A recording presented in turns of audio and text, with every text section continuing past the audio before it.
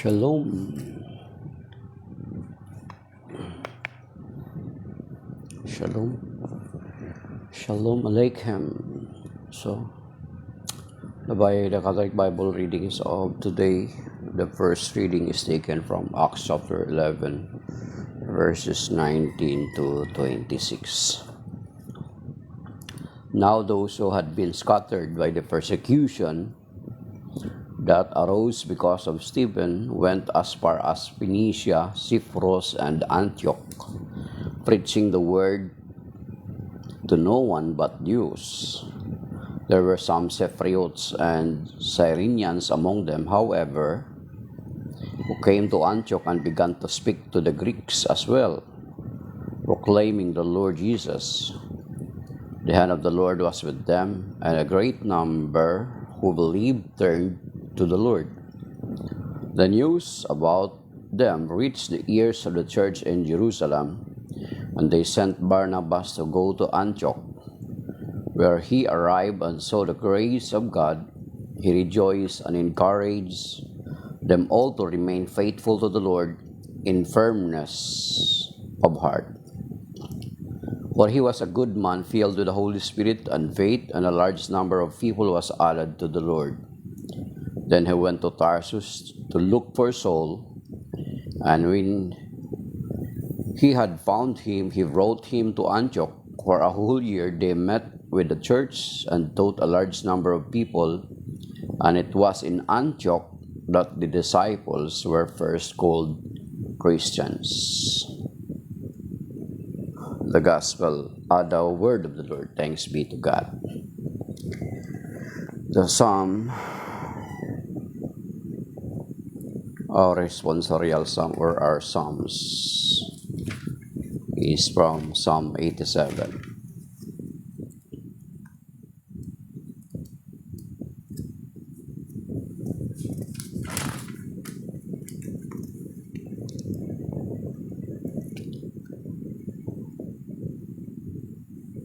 The Lord loves the city founded on holy mountain. Love the gates of Zion more than any dwelling in Jacob. Glorious things are said of you, O city of God. From Babylon and Egypt, I count those who acknowledge the Lord.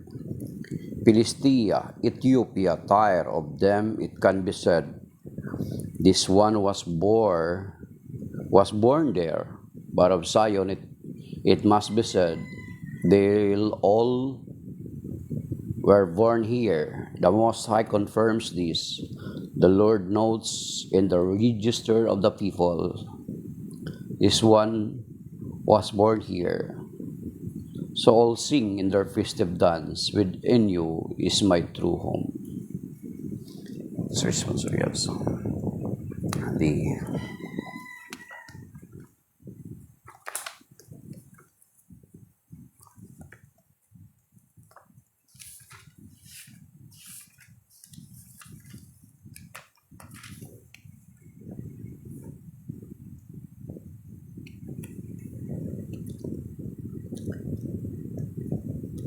Alleluia, alleluia, my sheep hear my voice, I know them, and they follow me.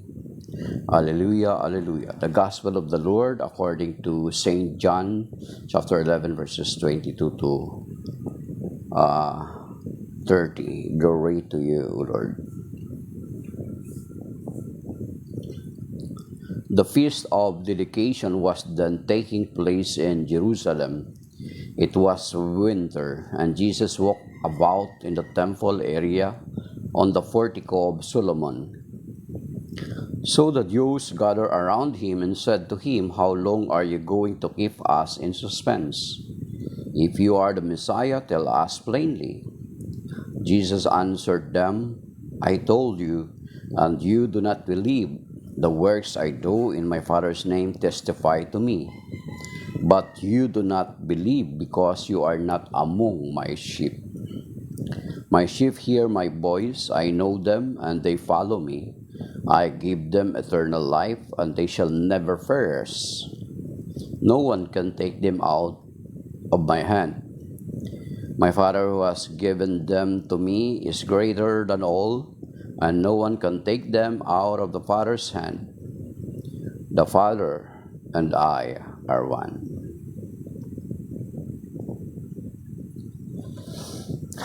The Gospel of the Lord. Praise to you, Lord Jesus Christ. So,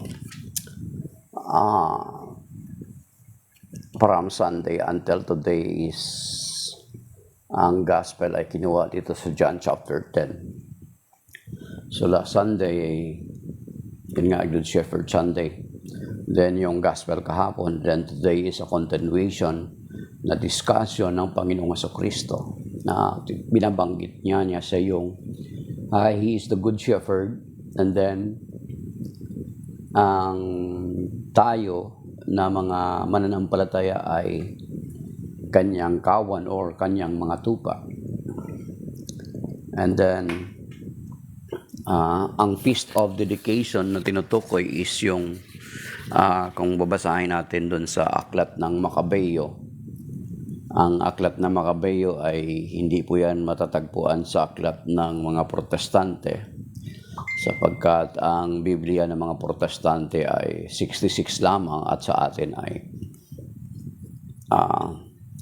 73. Kasi nung panahon ni Martin Luther, right after him ay inalis nitong mga Protestante itong 7 aklat na tinatawag na Deuterocanonico or the second list. Actually, ang tawag nila is Apocrypha. Yan tinatawag. Kung may magandang balita kayo printed ng ng Philippine Bible Society, ay andyan yan sa gitna, pinagitna yan doon sa gitna.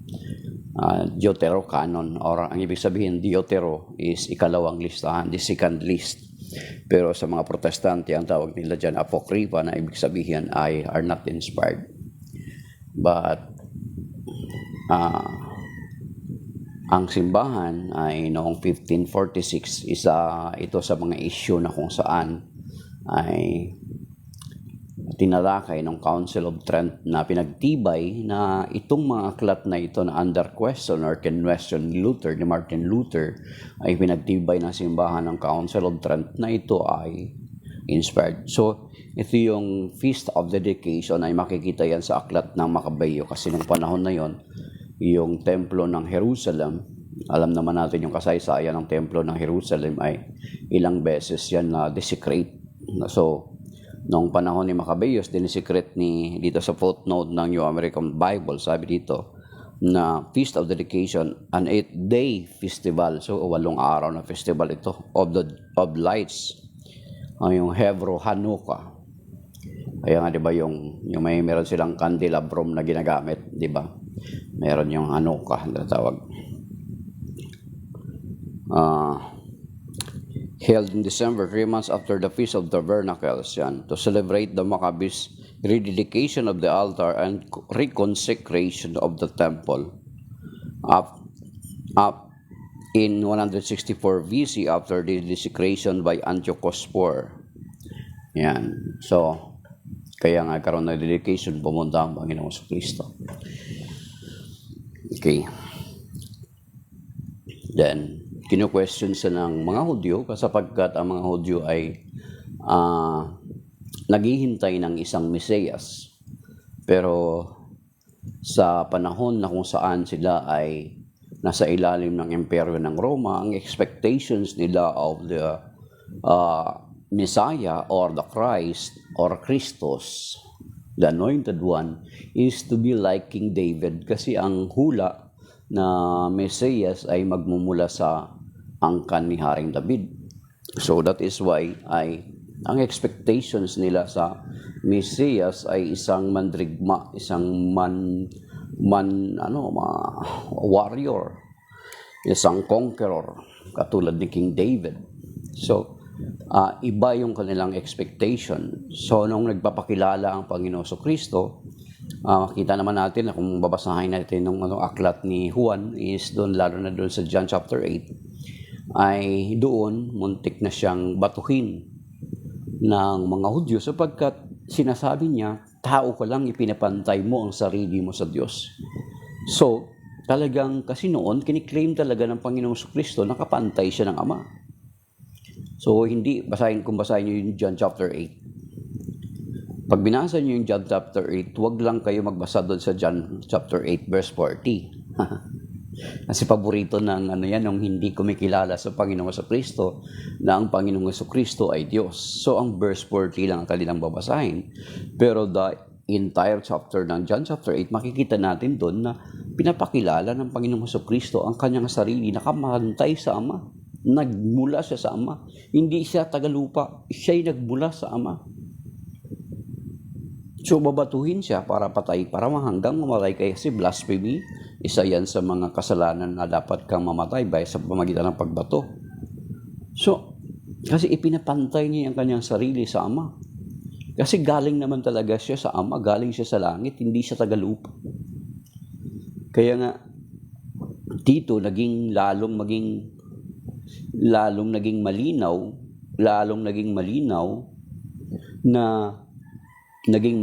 na nung sinabi niya dito sa verse 30, ako at ang Ama ay isa.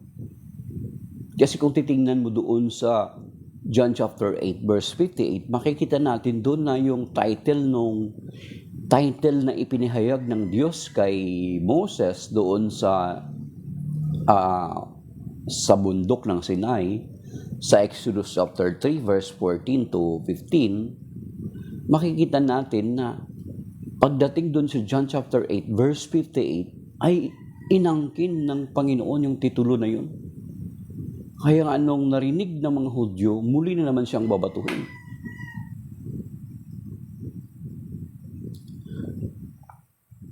Muli na naman siyang babatuhin. Kasi ipinapantay niya at inangkin niya. Sabi niya sa John chapter 8 verse 58, sabi niya, before Abraham was, I am. Then here, hindi natin alam kung itong mga Hudyo na ito sa pagtatanong nila sa Panginoong Kristo, gusto nilang malaman o magpakilala ang Panginoong Kristo sa kanila para daw hindi na sila ma-confuse. Pero wala namang hindi sinasabi na ng Panginoon sa kanila na siya yung Mesiyas. Ang kanyang mga gawa na yung nagpapatibay na siya ang Mesiyas. Di ba? Kahit yung si John, nung nakulong na si Juan,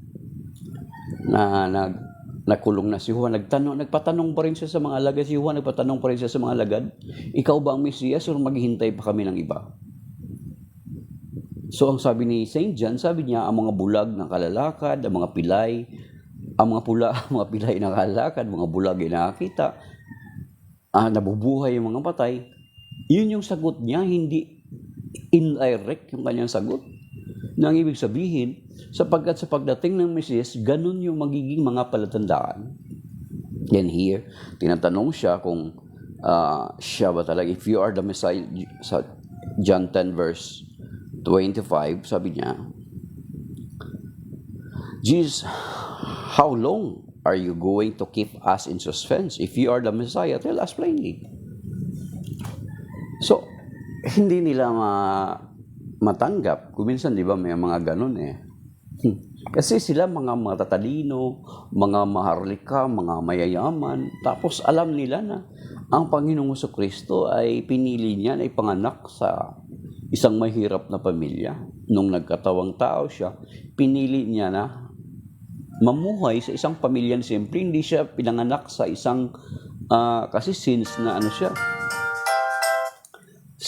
na maharlika siya, from David clan siya. Hindi niya pinili na maipanganak sa isang mayamang pamilya doon sa palasyo. Diba? Ang pinili niya is isang karpentero na tatay at ang nanay na simple lang, si Mama Mary. Diba? Kuminsan ganun. Kuminsan kapag ako nararamdaman ko yun kuminsan. Kasi kuminsan nagbibigay ako din ng mga talk sa mga village, na may mga parokya, na may mga village. Natural, makikita mo na talagang tinitingnan ka ng tao mula ulo hanggang paa, parang pinaprofile ka. It is very hard for them to sometimes to listen na biro mo yung sino ba itong nagsasalita sa atin. Tayo matataas yung pinag-aralan natin, andito tayo sa village, Tapos ito, sino itong nagsasalita sa atin? Di ba may mga ganun? So ganun, hindi natin mapagtatakhan kung bakit na the same with ang Panginoong sa Kristo ay sinusuri or talagang kinukuhan ng mga eskriba at pareseyo. Talagang sinasabi nila, ikaw ba talaga yung Mesiyas? Kahit ang kanyang mga alagad, di ba? Iba rin yung expectations nila sa Mesiyas eh. Akala, tingnan natin sa Mark chapter 10, di ba? Yung magkapatid na si Santiago at Juan. Nagtalo-talo sila kung sinong pinakadakila. Then, nag-request yung nanay na kung makaupo kasi pupunta na sa Jerusalem, makaupo ka na sa iyong trono, ay ilagay sa kanan ng kanyang anak na isa at ang isa sa kaliwa. Then, nagtalo-talo sila kung sino ang dakila. Then, sinabi ng Panginoon sa Mark chapter 10, verse 45, hindi dapat ganyan ang magiging ugali ninyo. Ang sino mang gustong magiging dakila ay dapat maging lingkod ninyo. Katulad ng anak ng tao, dumating hindi para paglingkuran, kundi upang maglingkod.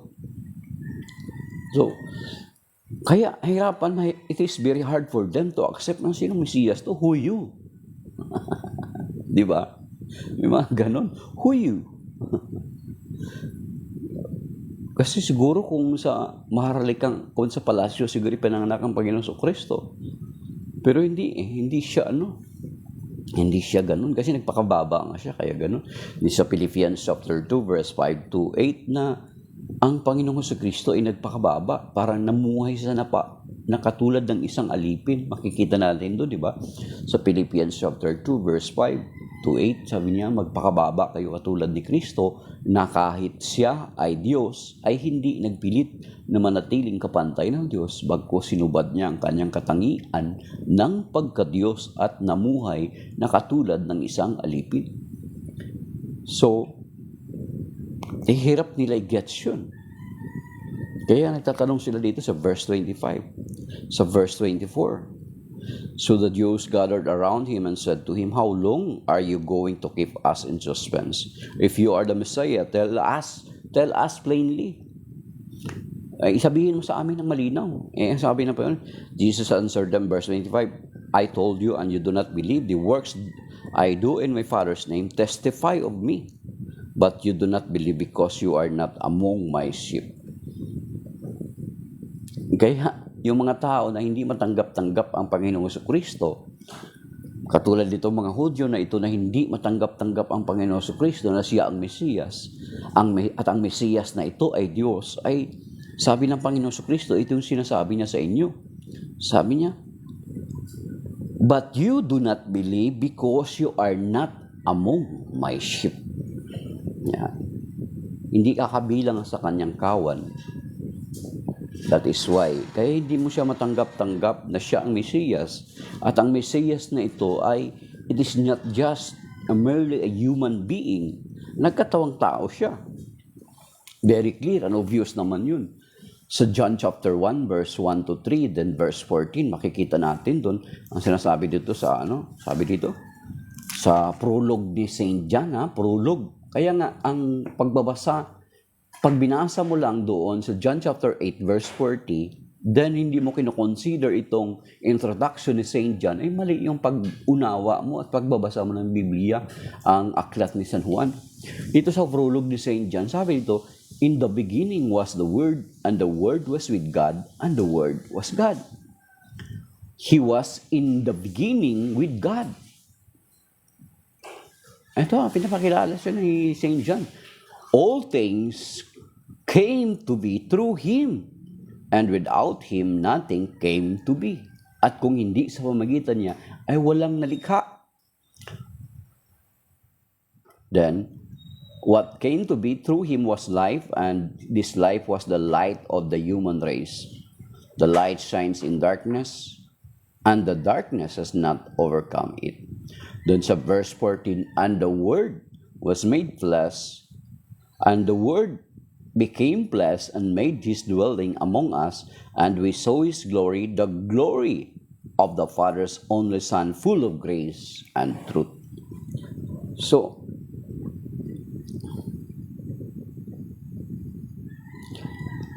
nakita namin, sabi niya, nakita namin ang kanyang kalwalhatian. Kasi nga, nagkatawang tao ang Panginoong Kristo.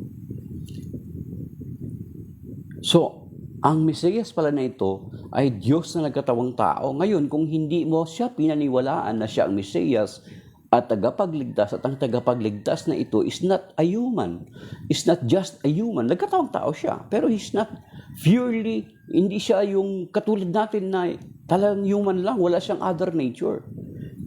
Diba? Kasi tayo ng mga Katoliko naniniwala sa pagiging tao ng Panginoon Kristo at sa kanyang pagiging Diyos. Ano ba tawag doon? Hypostatic union. Tinatawag na hypostatic union, di ba? Hirap niyan. Mga theologian lang, hindi naman tayo theologian. Ano lang, kumbaga sa parang hapyaw-hapyawan na natin yan.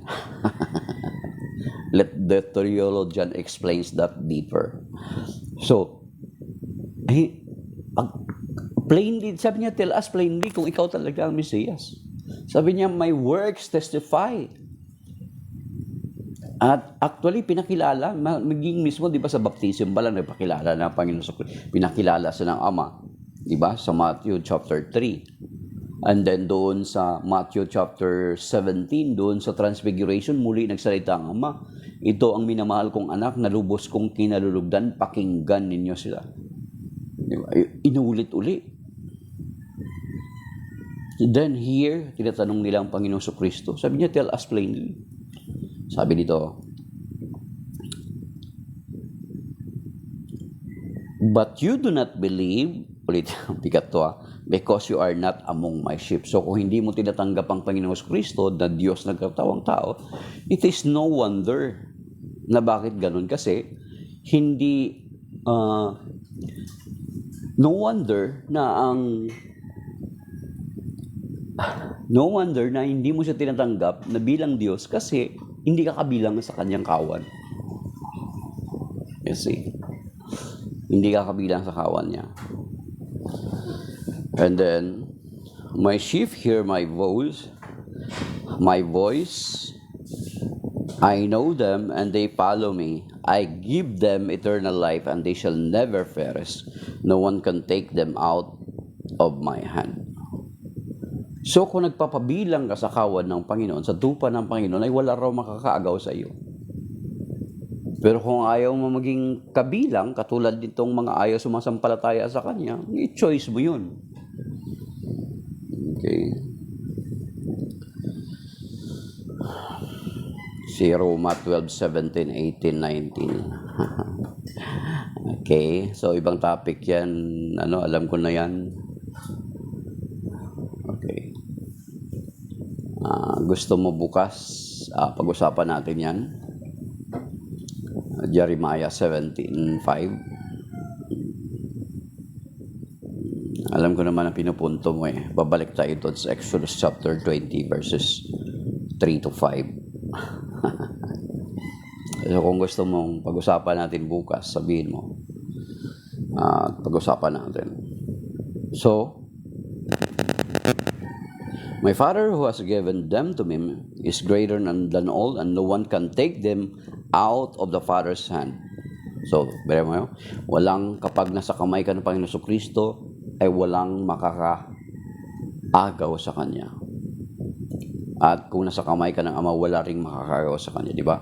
Talagang pinapantay ng Panginoong Kristo ang Kanyang sarili. Then, hindi na nakapagtataka na sabihin ng Panginoong Kristo dito sa John chapter 10 verse 30, ako at ang Ama ay iisa.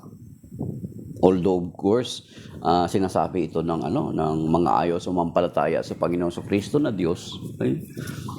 Sinabi niya isa sa kasi hindi in-expound ng Panginoong Kristo, di ba?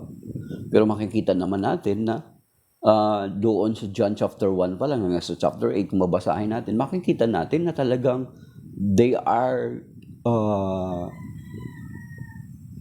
the same. I and my Father are one. Iisa sa pagiging Diyos. Ayan naman ang pananampalataya natin mga Katoliko, di ba? May tatlong persona sa iisang Diyos.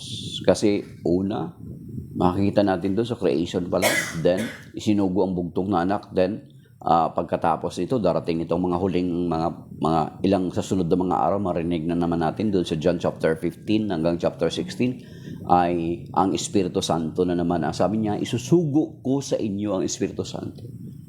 Hindi lang sinasabi na ibibigay ko sa inyo, I will pour out my Spirit. Hindi lang gano'n, kundi isusugo. Isusugo. Diba? Maintindihan natin yung term na yan. Ibig sabihin, isang personalidad ng Espiritu Santo. So, yan, nakikita na natin yan. So, ganyan tayo ng mga Katoliko. Naniniwala tayo na ang Panginoong Jesucristo ay Diyos. Kasi kung hindi sa Diyos, yung kanyang pag-alay ng kanyang buhay sa krus ay walang kabuluhan. Amen? And then, kahit mapabilang ka pa sa iglesia niya na nakapangalan sa kanya, kung hindi naman Diyos ang pagkakilala mo sa kanya, paano ka maliligtas? So, that is by now. Balikan ko si Romans 12. Romans 12:17. Roma 12:17, 18, 19 verse. Mga verses ng Roma chapter 12. Kung gusto mong pag-usapan yan, Jerry, mga 17:5 bukas po, mag-comment kayo earlier sa akin. Siguro mga 5 ulit. Mga ganon. Comment ka, then pag-usapan natin yan. Kung gusto mo, yun yung pinaka base argument na Exodus chapter 20 verse 3 to 5, yun yung pag-usapan natin. Kasi doon naman yan yung pinakalundo, doon naman yan babalik. So, maybe that is by na mga kapatid. Yun.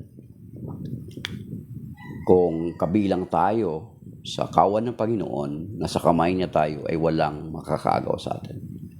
Of course, katulad ditong mga Hudyo, we have a choice kung ipagkakatiwala ba natin sa kamay ng Diyos ang ating buhay. Ipagkakatiwala natin sa Diyos ang buhay natin. Sa atin po yun, we have a choice kasi binigyan niya tayo ng kalayaan. Then kung nasa kamay na tayo ng Panginoon, ay walang makapag-aagaw sa atin. Kaya nga diba doon sa kanta natin sa Romans, binase sa Romans chapter 8, sino ang makapaghihiwalay sa atin sa pag-ibig ni Kristo? Paghihirap ba, kamatayan, pag-uusig, o gutom o tabak? Walang makapaghihiwalay sa atin sa pag-ibig ng Diyos. So hindi tayo maagaw ni naman kung nasa kamay tayo ng Panginoon. But we have a choice, katulad ditong mga Hudyo na sinasabi ko sa inyo. So maybe that is by now. Sana piliin natin ang Panginoon. Piliin natin na ipagkatiwala natin yung ating sarili sa Kanya. Sapagkat kung nasa kamay tayo ng Panginoon, ay walang makakaagaw sinuman. Liban kung piliin nating ayaw natin sa Panginoon. So if we are truly part of the sheep or kawan ng Panginoon, we're listening to the Lord. Ayan, share ko na rin yung kahapon. At kung totoong, so paano natin pakikinggan ang Panginoon? Wala na siya. Of course, sa pamagitan ng banal na kasulatan. And then doon sa Luke chapter 10 verse 16, ang sabi niya doon kung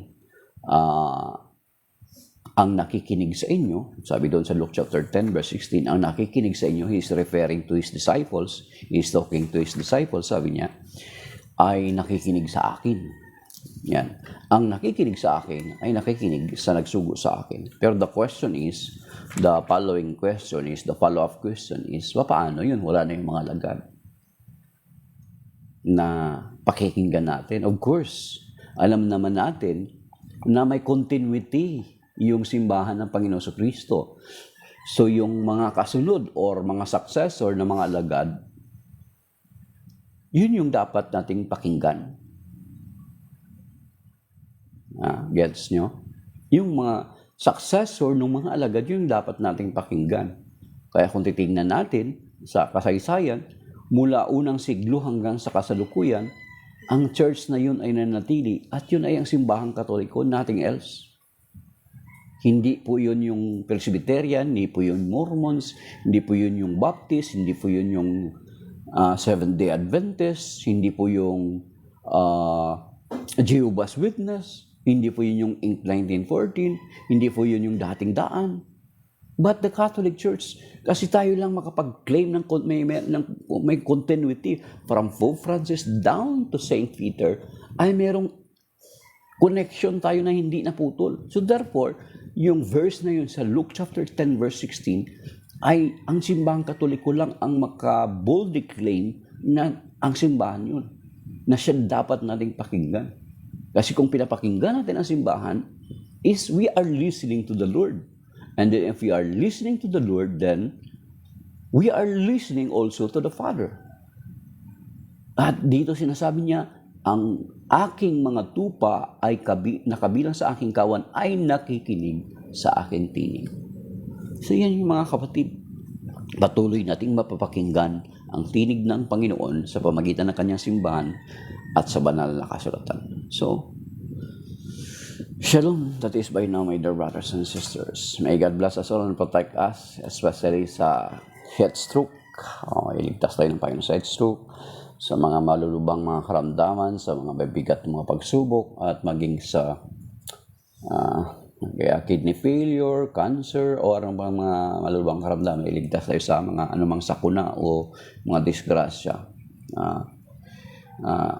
Ipagkatiwala natin sa kamay ng Panginoon ang ating buhay. Yung sinasabi na prayer na maganda is yung, Lord, hawakan mo po kami, Panginoon, sapagkat kung ikaw ang nakakahawak sa amin ay hindi kami mapapawalay sa iyo. At sapagkat kung kami lamang ang hahawak sa iyo ay maaari kami makabitaw.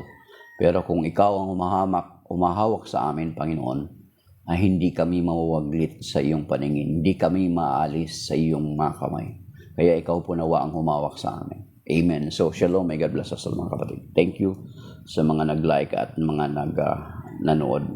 May God bless us all, mga kapatid. Amen.